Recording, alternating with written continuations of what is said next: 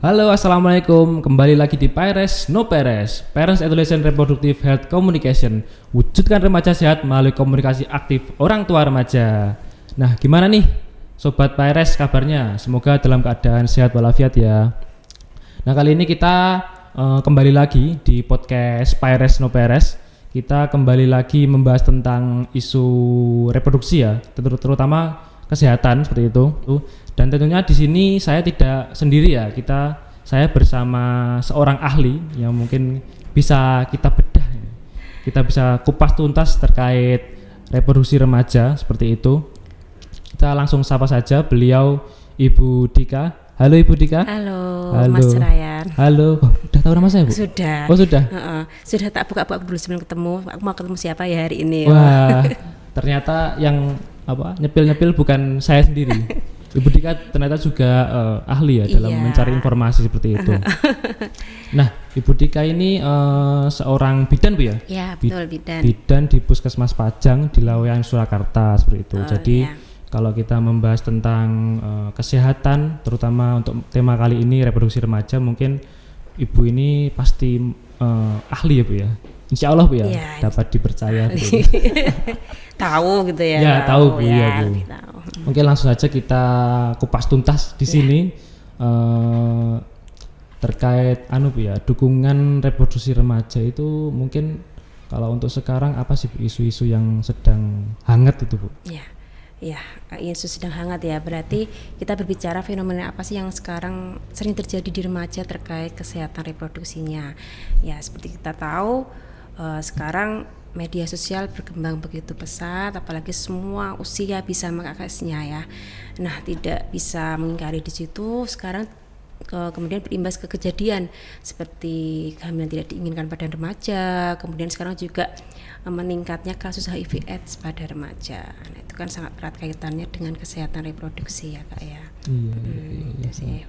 Apalagi kalau zaman sekarang itu sosial media sangat mudah ya Bu ya. Betul. Bahkan semua usia bisa tinggal klik-klik doang bisa dapat yang diinginkan gitu Bu ya. Padahal kan kita tahu ya usia remaja itu sedang ingin tahunya lebih besar, keponya lebih besar. Nah, di situ dengan adanya media sosial yang tidak bisa kita batasi, mereka bisa dengan mudahnya cari tahu apa yang dia ingin tahu. Nah, kalau kita tidak bisa menyegahnya, apalagi orang tua tidak bisa mengontrolnya, akhirnya yaitu kejadian itu tidak bisa dihindarkan ya, yang tadi kejadian tadi. Oh iya Bu. Lalu Bu terkait dukungan dari pemerintah itu Bu terkait pelayanan Bu ya, terutama kesehatan reproduksi remaja. Itu apakah ada Bu ya dukungannya dari pemerintah itu Bu? Ada, kalau di layanan kesehatan ya sekarang itu namanya ada namanya PKPR atau Program Kesehatan Peduli Remaja, itu di bawah Kementerian Kesehatan yang ada di Puskesmas. Jadi Puskesmas ada layanan remaja namanya PKPR. Selain itu sekarang yang baru aja nih Kak, ada namanya di Puskesmas itu Program Integrasi Layanan Primer atau Puskesmas sekarang menjadi ILP.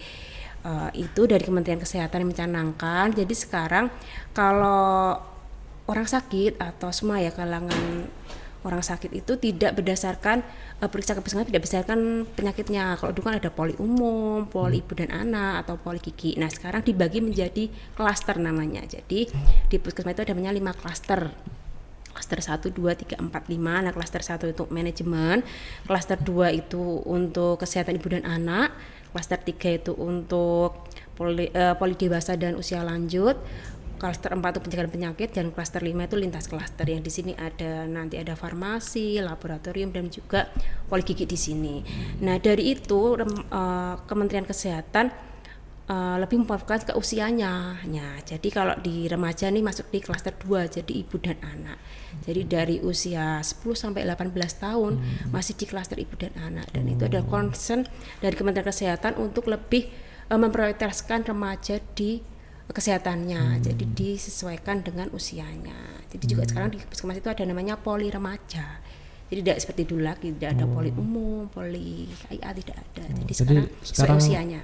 Ya, terkait pembedaan itu klaster-klaster itu kan sudah berkembang Bu ya daripada sebelumnya Bu. Iya. Lebih menyesuaikan betul. Harapannya di setiap siklus hidup, setiap usia orang bisa concernkan, tidak hanya berdasarkan penyakit saja gitu. Jadi kesehatan sangat concern sekarang, apalagi pada usia remaja ya.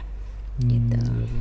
Lalu terkait dengan layanan tersebut Bu ya, ada nggak sih landasan hukum, tata laksana atau mungkin kebijakan yang jelas terkait itu Bu? Ada. Jadi yang tadi terkait integrasi layanan primer sudah disahkan oleh dari Keputusan Menteri Kesehatan nomor 2015 tahun 2023. Jadi memang baru-baru ini. Jadi di Puskesmas Pajang baru awal tahun nih mulai ada klaster 1 sampai 5. Dan itu memang sudah sesuai kebijakan dari atas Bu ya? Betul, iya, memang kita menjalankan dari Kementerian Kesehatan program tersebut.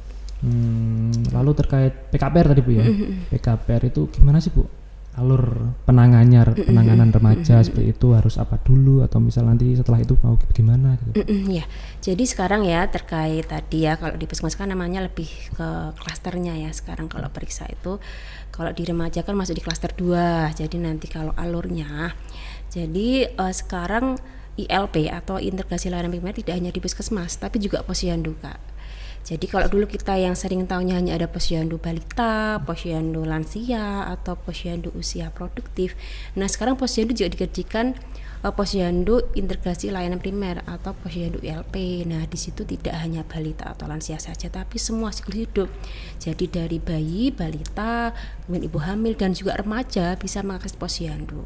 Kalau dulu kan kita seringnya namanya posyandu remajanya. Nah tapi sekarang dijadikan satu namanya posyandu integrasi layanan primer. Nah di situ remaja bisa mengaksesnya, di situ kesehatannya. Kemudian nanti dari screening atau pemeriksaan di posyandu itu nanti akan dilakukan screening juga dari kesehatannya, kemudian riwayat psikososialnya, kesehatan mental, giginya juga akan diperiksa, dan juga ada cek GDS, cek gula dan juga screening anemia.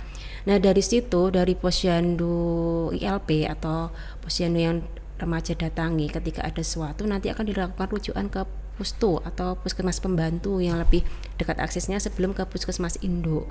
Seperti itu. Nah nanti dari puskesmas pembantu ketika ada masalah yang harus ditangani lebih lanjut, nanti baru akan dilakukan pemeriksaan atau rujukan ke posyandu ke puskesmas induknya. Nah seperti itu. Nanti dari puskesmas induk nanti alurnya adalah dari daftar dulu, kemudian langsung akan dialihkan ke poli remaja.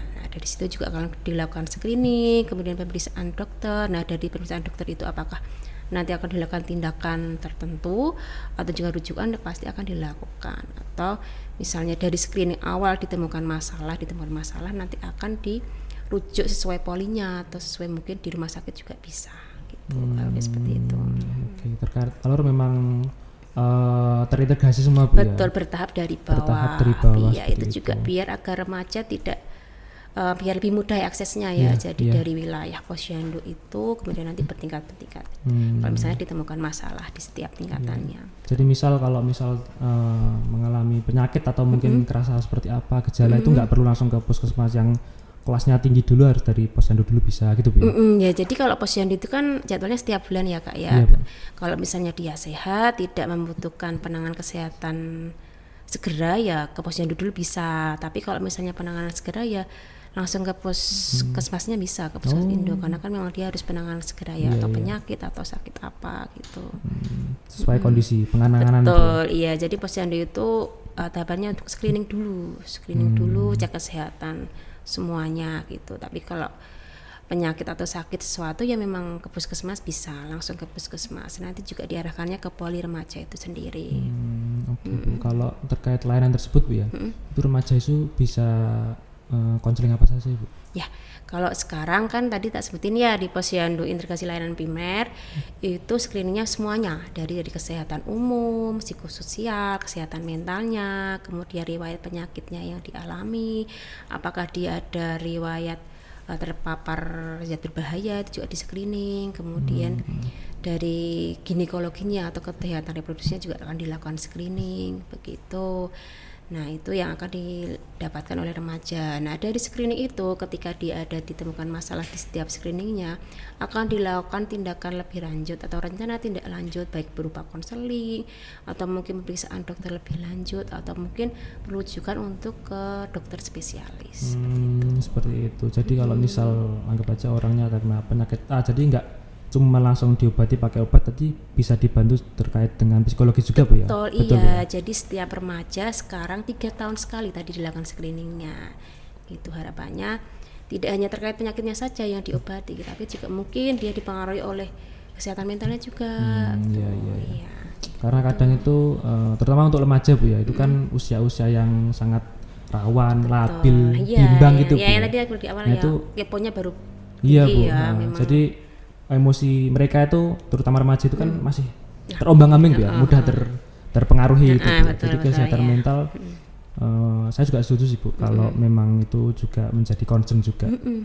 Ya, memang dari Kementerian Kesehatan kan dari riset by riset ternyata remaja juga tidak hanya harus diperhatikan lebih ya, karena kan dari awal ya siklus hidup manusia itu kan bertahap. Nah, mungkin remaja itu juga banyak concernnya, banyak imbasnya juga nanti di kehidupan dewasanya dia. Makanya dari remaja sudah benar-benar di screening dulu gitu.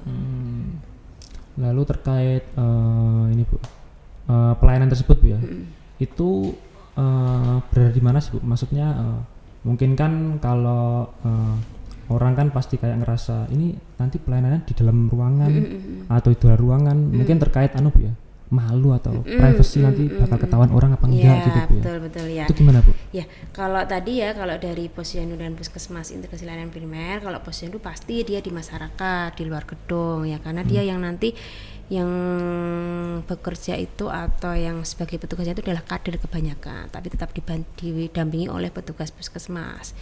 Itu layanan di luar gedung posyandu. Kemudian kalau yang di dalam gedung ya tadi dari posyandu dia akan mungkin dirujuk ke puskesmas pembantu atau puskesmas induk. Itu berarti di dalam gedung. Nah, untuk terkait mungkin dia tidak nyamannya, nah sekarang itu kan ada poli remaja. Jadi sekarang sudah benar-benar disendirikan tuh, tidak bercampur dengan yang dewasa atau lansia atau mungkin dari ibu-ibu hamil atau bayi-bayi tadi. Jadi poli khusus sendiri, poli remaja sendiri gitu. Lalu untuk terkait tadi ya Bu, remaja itu semua remaja bisa memanfaatkan Bu? Iya bisa.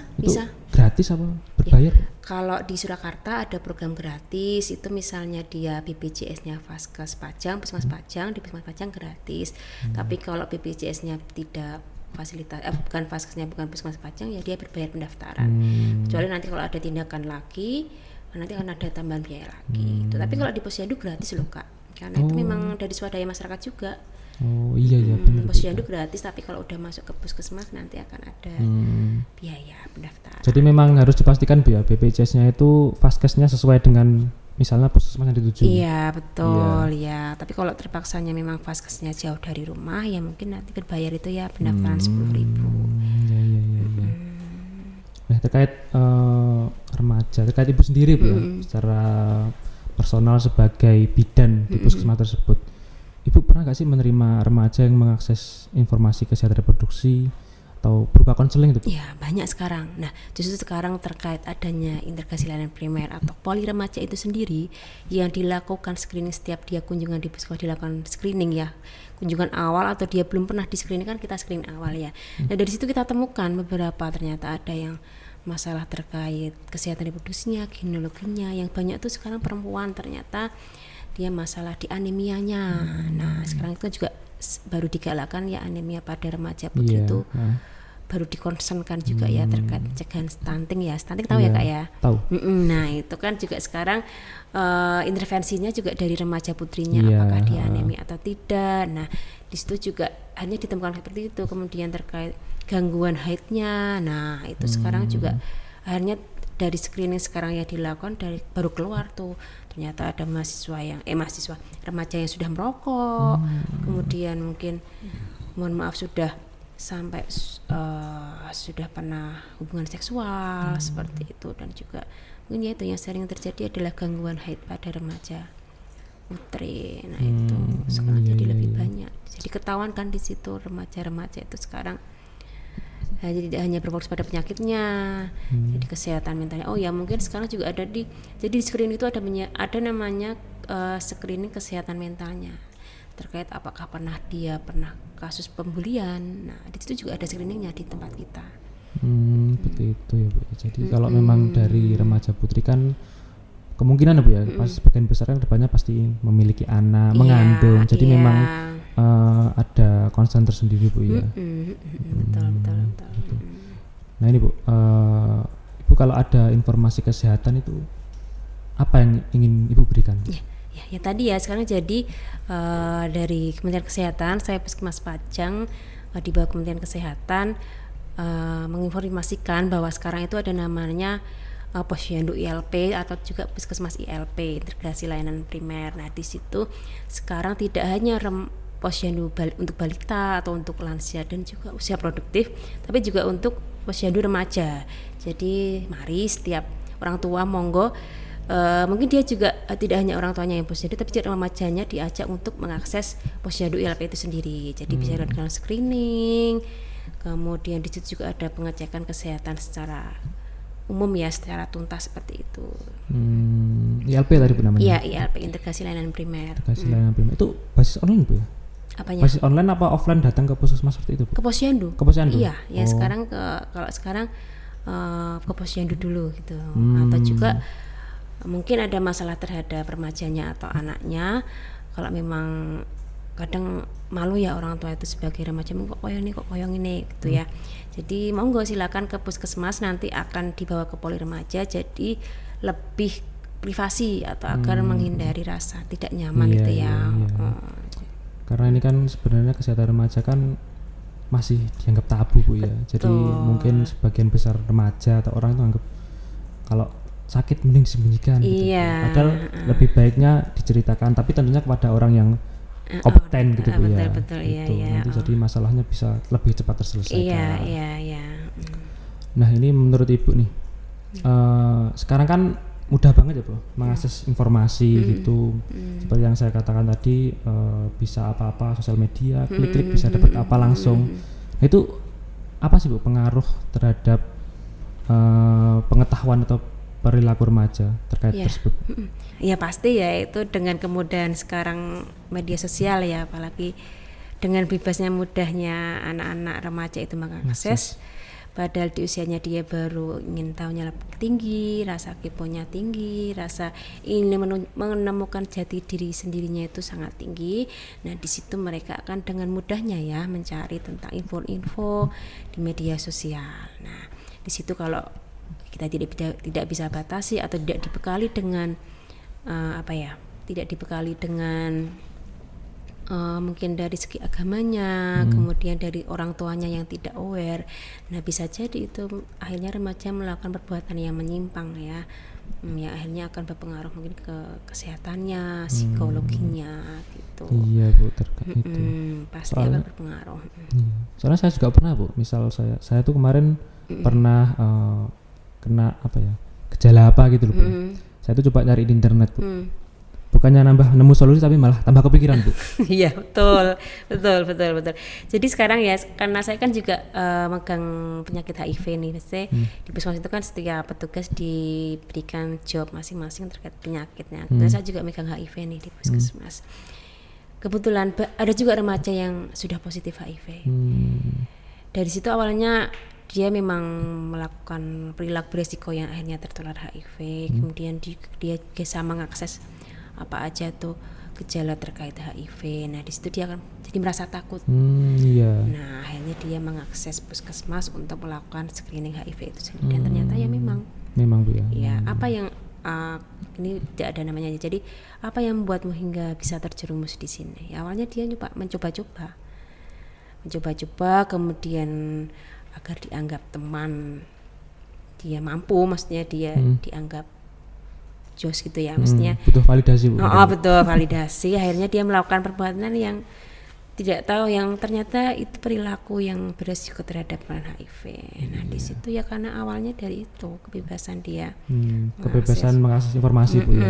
Dan memang pergaulannya yang tidak pas ya, circle-nya dia yang tidak pas, jadinya ya hanya terjerumus di situ. Betul. Jadi memang butuh benteng Bu ya. Betul, boleh memang, karena kita kan dari medsos sekarang juga tidak hanya negatifnya, banyak positifnya juga, tapi ya memang kita harus batasi ya. Peran orang tua memang sangat penting untuk membatasi terkait kebebasan remaja mengakses media sosial tersebut. Nah itu Bu, terkait peran orang tua Bu.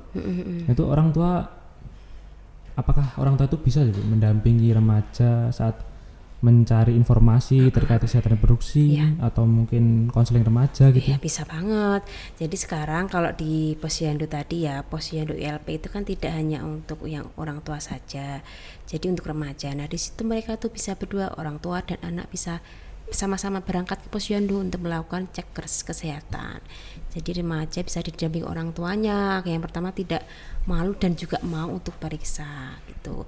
Kemudian kalau di puskesmas seorang remaja memang harusnya didampingi orang tua ya, karena ada tindakan atau persetujuan terkait tindakan pada remaja itu butuh persetujuan dari orang tua juga, karena dia masih di bawah 18 tahun. Jadi Betul.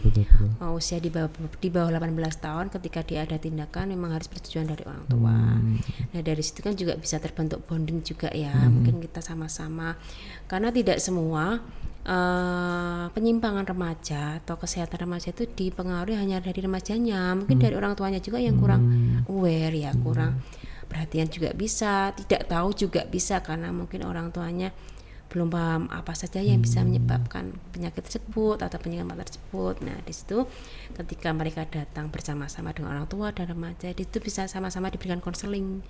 Ya, jadi tidak hanya dari remajanya juga, tapi juga dari orang tuanya yang bisa diberikan pendekatan bagaimana untuk memecahkan masalah yang terjadi pada remajanya. Gitu. Jadi memang sebaiknya didampingi orang tua. Oke. Berarti kalau kita percaya terkait pentingnya peran orang tua pasti sangat penting Bu ya? Sangat penting banget, apalagi di remaja ini harus benar-benar didampingi nih. Karena support terbesar itu adalah masih dari orang tua ya, Iya, kalau di dari bawah 18 tahun. lingkungan terdekat Bu ya? Betul ya. Orang tua, remaja, keluarga, ayah, ibu gitu Bu ya? Iya, betul banget ya. Lalu terakhir nih Bu, Ya. Ibu terkait kesehatan reproduksi remaja, Ibu ada saran nggak sih dari Ibu terkait bagaimana sih orang tua supaya mengajak anaknya mungkin ke puskesmas itu dalam rangka mengakses informasi kesehatan reproduksi, atau mungkin dari orang tuanya supaya mengakses informasi kesehatan reproduksi yang baik seperti itu. Dari Ibu ada saran gimana? Jadi sebagai orang tua melihat sekarang usia remaja itu ya memang baru labil-labilnya. Jadi tidak hanya mengekang, tapi juga harus mendekat. Sekarang ada posyandu remaja, posyandu LP yang bisa diakses oleh remaja dan orang tua, silakan diakses di situ. Nanti akan dilakukan screening terhadap remajanya, gitu. Jadi sebagai orang tua kita juga harus aware manakala remaja kita itu sudah mulai namanya kenakalan remaja ya. Harus aware, kemudian harus dilakukan pendekatan. Kalau memang sudah buntu silakan boleh ke puskesmas gitu. Jadi sama-sama berdua ke puskesmas dilakukan screening dan konseling di situ. Karena memang orang tua itu tidak basicnya pendidikannya tidak sama. Jadi mungkin karena berdasar pendidikan orang tuanya jadi kurang tahu juga bisa. Nah, di situ bisa tuh mengakses informasi atau mengakses layanan poli remaja di puskesmas untuk lebih tahu agar bagaimana caranya memecahkan masalah yang terjadi pada remaja tersebut. Gitu ya. Jadi yang terpenting di sini adalah mari kita akses posyandu ILP dan juga puskesmas ILP yang sudah disediakan oleh Kementerian Kesehatan, yang sangat mendukung bagaimana terciptanya remaja yang sehat dan juga orang tua yang bisa aware kepada remajanya gitu. Nah, begitu Sobat PRS. Terus Bu, terkait data-data itu kan aman Bu ya, pasti Bu ya? Aman ya. Makanya yang pertama tadi kita ciptakan lingkungan yang privasi dan nyaman dengan adanya poli remaja. Jadi hanya di ruangan adanya remaja dan kemudian juga orang tua dan juga petugas. Bisa juga nih ketika remajanya mungkin tertutup. Nah, mungkin dengan orang tuanya tidak nyaman dulu. Nah, kita bisa mohon ibu keluar dulu biar kita dengan anaknya dulu melakukan konseling. Nah, di situ. Kan ada juga yang mungkin ada masalah di keluarganya sehingga anaknya tidak nyaman dengan orang tuanya. Nah, di situ kita juga melakukan konseling atau pendekatan di situ untuk memecahkan masalahnya. Seperti itu. Seperti itu. Oke Bu. Jadi begitu Sobat PRS. Jadi dalam kemudahan mengakses informasi ini pasti ada positif negatifnya Bu ya. Pasti. Kita memang kalau negatif memang kadang banyak orang pasti sepertinya ini enak, seperti enak. Cuman memang harus memaksa, membentengi diri untuk supaya tidak melakukan itu. Karena yang positifnya pasti juga lebih banyak. Betul, gitu Bu ya. Oke Bu, sampai ke ujung acara. Terima kasih Bu informasinya. Ada sedikit tambahan. Iya, Bu. Gimana, Jadi Bu? Puskesmas Pajang punya IG untuk remaja sendiri ya, namanya Puskesmas Pajang _ sahabat remaja. Nah di situ ada info-info terkait kesehatan remaja dan pelayanan remaja apa saja yang bisa diakses di situ. Selain juga itu bisa mengunjungi nih IG-nya Puskesmas Pajang, namanya Puskesmas Pajang, dan juga ada laman webnya ya, namanya Puskesmas Pajang. Di situ banyak yang update terbaru terkait layanan kesehatan pada remaja. Nah, gitu. seperti Bisa itu. diakses di situ ya. Iya Bu. Itu bisa diakses dari luar Pajang bisa Bu? Bisa, semuanya bisa. Online Bu ya itu ya? Iya, Oh. iya bisa. Iya. Bagus itu untuk memanfaatkan teknologi informasi yang sekarang sangat berkembang itu Bu ya. Iya, karena kan sekarang berbasis IT ya. Iya Bu, betul. Oke, terima kasih Bu Dika atas semua informasinya. Nah, insight banget buat saya dan Sobat Peres nih pastinya. Ini infonya daging semua Bu ya. Nah, kepada Sobat Peres tetap bersama Peres No Peres, Parents Adolescent Reproductive Health Communication, wujudkan remaja sehat melalui komunikasi aktif orang tua remaja. Saya Ryan, pamit undur diri. Wassalamualaikum warahmatullahi wabarakatuh. Bye-bye.